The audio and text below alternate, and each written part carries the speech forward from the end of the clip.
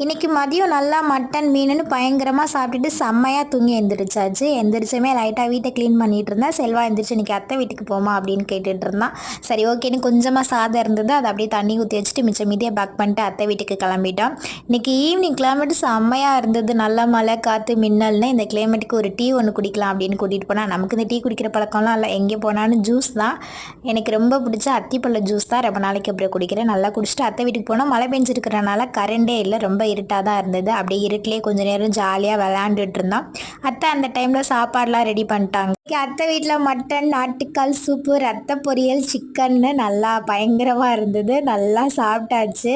கொஞ்ச நேரமாக ரொம்ப நேரம் பேசிட்டு நாங்கள் எங்கள் வீட்டுக்கு வர்றதுக்கே ரொம்ப அன்டைம் ஆயிடுச்சு. இன்றைக்கி ரொம்ப ஜாலியாக போச்சு எனக்கு சண்டே.